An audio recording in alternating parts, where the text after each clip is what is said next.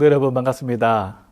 오늘 달고나 4일째 로마서 8장의 말씀을 읽으시면 되겠습니다. 로마서 8장은 로마서 전체에 있어서 가장 중심에 해당하면서 한마디로 성령의 사역과 성도가 장차 누릴 영광에 대한 약속을 서술하고 있습니다. 로마서 8장에만 가장 많이 등장하는 단어가 있습니다. 바로 성령이라는 단어가 19번 등장하게 됩니다. 로마서 8장은 크게 두 부분으로 나눌 수 있습니다. 1장부터 17절까지 그리고 18절부터 39절까지 이렇게 나눌 수 있습니다. 1절부터 17절까지는 더 이상 그리스도 예수 안에 있는 성도에게는 정죄와 사망이 없다 이렇게 말씀드릴 수 있고, 18절 이후부터는 성도들이 장차 누리게 될 그 영광과 이 땅 가운데 고난과 어려움이 있을지라도 우리가 인내하며 소망할 수 있는 그 이유를 사도 바울은 말씀하고 있습니다.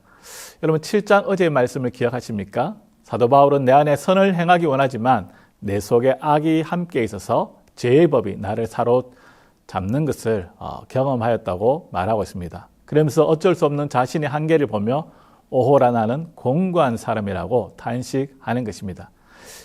그런 죄와 율법의 한계에서 이 모든 것들을 이제 이기게 하시는 분이 오늘 8장에 등장하는 바로 성령입니다.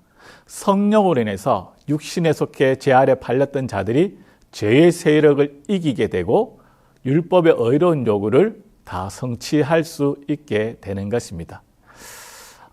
그리스도 예수 안에 있는 성도에게는 정죄와 사망이 없다고 1절에서 말씀하고 있습니다. 왜냐하면 죄와 사망의 법에서 해방된 것은 그리스도 예수 안에 있는 생명의 성령의 법 때문입니다.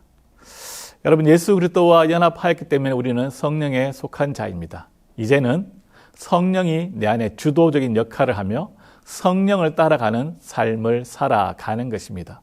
사도 바울은 육신을 따라가는 삶과 성령을 따라가는 삶을 대조시키고 있습니다. 육신을 따라가는 그들의 삶은 죄와 사망이 지배하는 옛 세상의 질서 속에서 살아가는 자들이고, 마음과 생각이 불경건하고 하나님의 법에 복종할 수 없으며 하나님을 기쁘시게 할 수도 없는 자들이라고 말하고 있습니다.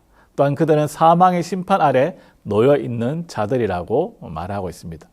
또한 이제 성령을 따라 살아가는 자들은 은혜와 의가 지배하는 새 질서 속에서 살아가며 마음과 생각이 하나님을 기쁘시게 하는 삶을 살아가는 것입니다. 하나님의 법을 따르고 생명과 화평을 생각하는 사람들이라고 말하고 있습니다. 또한 하나님의 영이 거하시면 우리는 육신이 아닌 영의 사람이라고 사도 바울은 말씀하고 있습니다. 성도는 하나님의 영으로 말미암아 더 이상 육신에 사로잡히지 않고 영생을 누리는 사람들입니다. 육신의 욕심을 따라 살면 영원한 사망에 이르지만 성령으로 육신의 욕심을 죽이는 자는 영원한 생명을 누리는 자입니다. 하나님의 영으로 인도함을 받는 자는 바로 하나님의 아들이요 하나님의 기업을 상속받는 상속자입니다. 하나님의 아들이면 주와 함께 영광을 받기 위해 또한 고난도 받아야 할 것이라고 말씀하고 있는 것입니다.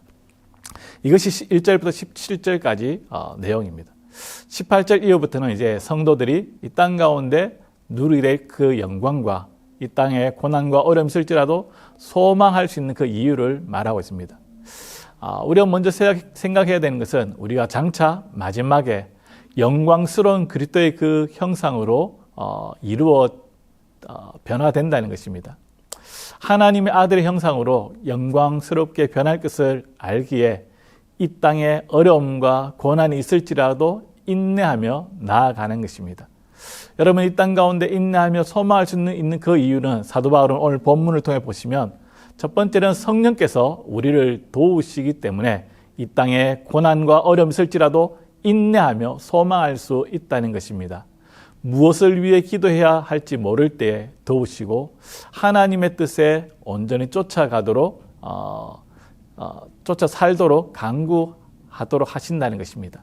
두 번째는 하나님의 자녀들에게 모든 것이 합력하여 선을 이루도록 역사하신다는 것입니다.